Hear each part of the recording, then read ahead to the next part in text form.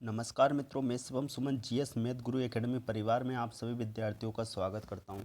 जो विद्यार्थी नए हैं वो चैनल को सब्सक्राइब करें तथा पुराने विद्यार्थी चैनल को ज़्यादा से ज़्यादा शेयर करें। हम बढ़ते हैं प्रश्नों की ओर जो बने कल रात तक की सुर्खियों से। तो पहला प्रश्न है, हाल ही में कौन सी भारतीय कंपनी दुनिया की 40वीं सबसे मूल्यवान कंपनी बन गई है? आंसर होगा रिलायंस इंडस्ट्रीज़। अगला प्रश्न, हाल ही में सुप्रीम कोर्ट ने महाराष्ट्र में सरकारी नौकरी और शैक्षणिक संस्थानों में किस समुदाय के आरक्षण पर रोक लगा दी है? इसका आंसर होगा मराठा। महाराष्ट्र की राजधानी मुंबई है। मुख्यमंत्री यहाँ के उद्धव ठाकरे हैं और राज्यपाल भगत सिंह कोश्यारी हैं। अगला प्रश्न, हाल ही में 9 सितंबर 2020 को किस विश्वविद्यालय ने 100 वर्ष पूरे कर लिए? तो आंसर होगा इसका AMU। अलीगढ़ मुस्लिम यूनिवर्सिटी ने 100 साल पूरे कर लिए। सन 1920 में इसकी स्थापना हुई थी सर सैयद अहमद खान के द्वारा और 1921 में से भारतीय संसद ने केंद्रीय विश्वविद्यालय का दर्जा दिया था। शुरुआत की बात करें तो 1875 में जब ये ब्रिटिश सरकार हमारे भारत में थी तब ये एक स्कूल हुआ करता था। बाद में इसे मुस्लिम एंग्लो ओरिएंटल कॉलेज बनाया गया और 1920 में आखिर इसे अलीगढ़ मुस्लिम यूनिवर्सिटी का दर्जा दिया गया। अलीगढ़ उत्तर प्रदेश में स्थित एक ज़िला है। अलीगढ़ के अपने ताले भी सुने होंगे। अलीगढ़ का ताला काफ़ी ज़्यादा फेमस है और साथ में कुछ दिनों पहले ही एक GI टैग तमिलनाडु के डिंडीगुल के ताले को भी दिया गया था। तो याद रखें, उत्तर प्रदेश अलीगढ़ के ताले तथा तमिलनाडु डिंडीगुल के ताले काफ़ी फेमस है और अलीगढ़ मुस्लिम यूनिवर्सिटी जो कि कहाँ पर है, अलीगढ़ उत्तर प्रदेश में, इसको 100 वर्ष पूरे हो गए। अगला प्रश्न, हाल ही में किस राज्य सरकार ने भारत का सबसे बड़ा पिगरी मिशन लॉन्च किया है? तो पिगरी मिशन एक सुअरों से संबंधित होता है। देखिएगा, पिग अर्थात होता है सुअर और सुअर का मांस कहलाता है पोर्क।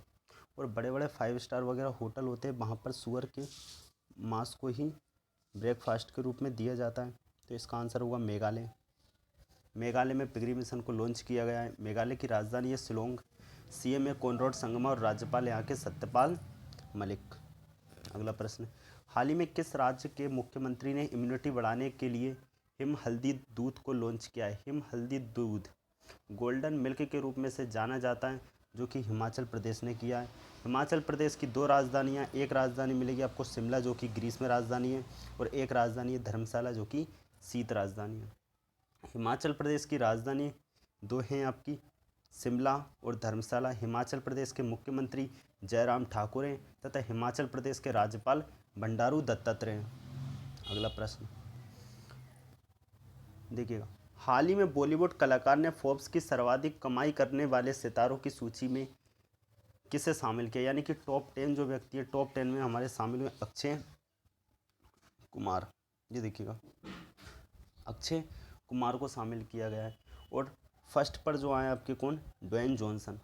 अक्षय कुमार, देखिएगा कुछ दिनों पहले टिकटॉक को बैन किया गया। टिकटॉक के स्थान पर अक्षय कुमार ने एक गेम लेकर के आए हैं फाउजी के नाम से, वो भी अब याद रखिएगा। अगला प्रश्न, विवाद समाधान तंत्र के लिए शिपिंग मंत्रालय द्वारा शुरू किए गए पोर्टल का नाम क्या है? तो आंसर होगा सरोद बंदरगाह। भारत में कुल मिलाकर के 13 बड़े बंदरगाह हैं। देखिएगा, इन बंदरगाहों में देखेंगे गुजरात में आपका कांडला बंदरगाह मिलेगा आपको, मुंबई और न्यावा सोबा महाराष्ट्र में मिलेंगे, मारमागुआ गुजरात में मिलेगा, न्यू मंगलोर कर्नाटक में मिलेगा, कोचीन केरल में मिलेगा। फिर आपके तमिलनाडु में 3 बंदरगाह आते हैं, तुतिकोरिन, चेन्नई और एन्नोर। 3 बंदरगाह तमिलनाडु में, विशाखापट्टनम आंध्र प्रदेश में, पारादीप उड़ीसा में, कोलकाता या हल्दिया आपका पश्चिम बंगाल में। पश्चिम बंगाल की राजधानी कोलकाता में कोलकाता बंदरगाह है। ये बंदरगाह एक नदी बंदरगाह के रूप में जाना जाता है।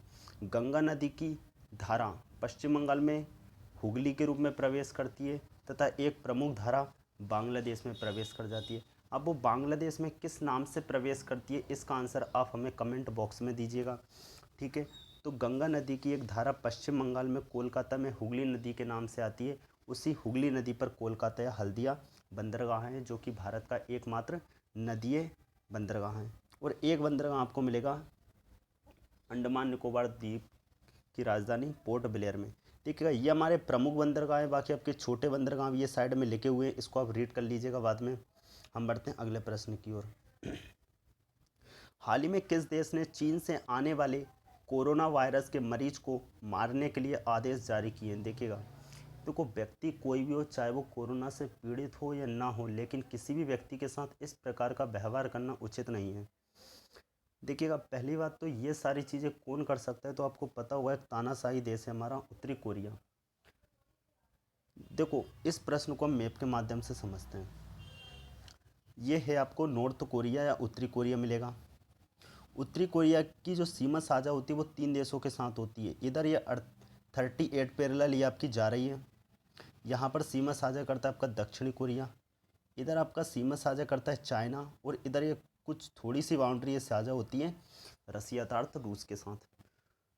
उत्तरी कोरिया 3 देशों के साथ करता है, चाइना, रसिया और दक्षिणी कोरिया के साथ। दक्षिणी कोरिया से उसके बहुत ही ज़्यादा विवाद वाले रिश्ते हैं, तो दक्षिणी कोरिया तो आ नहीं सकता। फिर आता है चाइना और रसिया। अब क्या हुआ है, चाइना से यदि कोई भी कोरोना पेशेंट आता है उत्तरी कोरिया में, उसको गोली मार दी जाएगी और वहाँ पर समाप्त कर दिया जाएगा। इस कारण उत्तरी कोरिया में किसी प्रकार का कोरोना केस नहीं मिलता है। उत्तरी कोरिया की कुछ समय पहले की घटना थी, सुबह 9 बजे लगभग 3 केस मिले और 15 मिनट बाद वहाँ पर 0 केस हो गए। इसके बाद अमेरिका ने यह कहा और दक्षिणी कोरिया ने भी ये कहा कि उत्तरी कोरिया में करते क्या है, जहाँ पर भी कोरोना केस मिलता है वहाँ पर उसका इलाज न करने के अपितु क्या करते हैं, गोली मारकर उसको ख़त्म कर देते हैं। इस प्रकार की घटना हो रही है आपके उत्तरी कोरिया में। तो चाइना रसिया के साथ सीमा साझा करता है। राजधानी देख लेते हैं, उत्तरी कोरिया की राजधानी है प्योंगयांग, दक्षिणी कोरिया की राजधानी है सियोल, दोनों की करेंसी है वॉन। चाइना की राजधानी है बीजिंग, करेंसी है रेनमिनबी। रसिया की राजधानी है मॉस्को, करेंसी है रूबल। देखिएगा, इसमें आपको देखिएगा ये पूरी आपको किम डायनेस्टी मिलेगी। जिस प्रकार से मुगल डायनेस्टी हुई, आपकी दिल्ली डायनेस्टी हुई, उसी प्रकार से उत्तरी कोरिया में केवल एक डायनेस्टी चलती है जिसका नाम है किम डायनेस्टी। किम डायनेस्टी इस कारण बोल रहे हैं क्योंकि ये पुत्र हैं, ये पिता हैं और ये दादा हैं। इन 3 लोगों का ही शासन उत्तरी कोरिया में अभी तक रहा है। और उत्तरी कोरिया की एक जो पार्टी है वो 75वीं वर्षगांठ मना रही है। ये प्रश्न आपको कुछ समय पश्चात ही मिलेगा। 75वीं वर्षगांठ पर देखिएगा, उत्तरी कोरिया ऐसा है जिस प्रकार से हम दिवाली पर पटाखे फोड़ते हैं, ये सेलिब्रेशन करने के लिए मिसाइल दाग देता है। इस कारण ये बड़ी घटना होने जा रही है। ये पूरी किम डायनेस्टी है। अगला प्रश्न देखते हैं, हाल ही में किस देश के स्थानीय सरकार ने 10,000 ऊँटों को गोली मारने के आदेश दिए। ऊँट को रेगिस्तान ऑफ मरुस्थल कहा जाता है। मरुस्थल का जहाज के रूप में जाना जाता है ऊँट को। ऊँट एक बार में इतना अधिक पानी पी लेता है कि इसे कई समय तक पानी पीने की ज़रूरत नहीं पड़ती है। और ये वास्तव में ऊँट है जंगली, जो क्या करते हैं, जिस जगह का पानी पीते हैं उसी जगह को बाद में क्या कर देते हैं, नष्ट कर देते हैं। अर्थात आपके घर पे पानी पीने आएंगे और पानी पीने के बाद आपके घर को नष्ट करके चले जाएंगे। ये जंगली ऊँट थे, जो कि वर्तमान में हम देखेंगे ऑस्ट्रेलिया के ने ऐसा आदेश दिया है कि वहाँ के 10,000 ऊँट गोली मारने का आदेश दे दिया है, क्योंकि काफ़ी ज़्यादा समस्याएं हो रही थी। ऑस्ट्रेलिया आपका एक द्वीपीय देश है। द्वीपीय देश अर्थात होता है चारों ओर पानियों से घिरा होना। ये पानी समुद्री यानी खारा पानी होता है जिसमें लवणता की मात्रा बहुत ज़्यादा होती है। इस पानी को हम पीने योग्य नहीं कह सकते। इस कारण क्या होता है, ऑस्ट्रेलिया में पानी की काफ़ी ज़्यादा कमी आती है। तो ऑस्ट्रेलिया में आदेश दिया है। हमारा भारत प्रायद्वीपीय है क्योंकि वो तीनों ओर पानी से घिरा हुआ है। जो चारों ओर पानी से घिरा उसे हम बोलते हैं द्वीप। और ऐसा कोई जल क्षेत्र जो तीनों ओर भूमि से घिरा हो उसे बोलते हैं हम खाड़ी। लेकिन वही खाड़ी यदि बड़े जल क्षेत्र में हो तो उसे बोलते हैं बे ऑफ, और छोटे जल क्षेत्र में हो तो बोलते हैं गल्फ ऑफ। अगला प्रश्न, किस सरकारी विभाग ने 5 स्टार गांव योजना शुरू की है। तो 5 स्टार गांव योजना शुरू की है डाक विभाग ने। बड़ी बड़ी दिग्गज सरकारी कंपनियां कहीं ना कहीं ढह रही थी। फॉर एग्जांपल BSNL कितना बड़ा ब्रांड हुआ करता था, आज वर्तमान में उसकी क्या वैल्यू है हम सब देख रहे हैं। इसी प्रकार से डाक विभाग ने 5 स्टार गांव योजना शुरू की है, ताकि घटते हुए जो डाक की जो पॉपुलैरिटी थी वो कहीं ना कहीं क्या हो रही थी, कम हो रही थी। इसी चीज़ को देखते हुए इन्होंने काम किया है। सरकार ने भी ये कहा है कि डाक विभाग केवल डाक को ले जाने का काम न करें, अपितु आप सेविंग अकाउंट खोलो। जो छोटी छोटी बच्चियाँ होती हैं उनके लिए आप सुकन्या समृद्धि योजना खोलो, लाइफ इंश्योरेंस दो। आप ऐसे काम करो ताकि कहीं ना कहीं आपको बढ़ावा मिले। तो उसी के पहल के रूप में ये योजना चलाई गई है। अगला प्रश्न, हाल ही में किस राष्ट्र ने भारत के बाद चीनी ऐप्स पर प्रतिबंध लगा दिया है। तो आंसर होगा अमेरिका। पहले 59 ऐप्स पर प्रतिबंध लगाया गया, फिर 118 ऐप्स पर प्रतिबंध लगाया गया, और ये ऐप्स पर प्रतिबंध लगाया गया है एक IT एक्ट 2000 के तहत। इसमें धारा आती है आपकी 69A के तहत, जिनमें ये प्रतिबंध लगाया गया है। धन्यवाद मित्रों, मिलते हैं कल।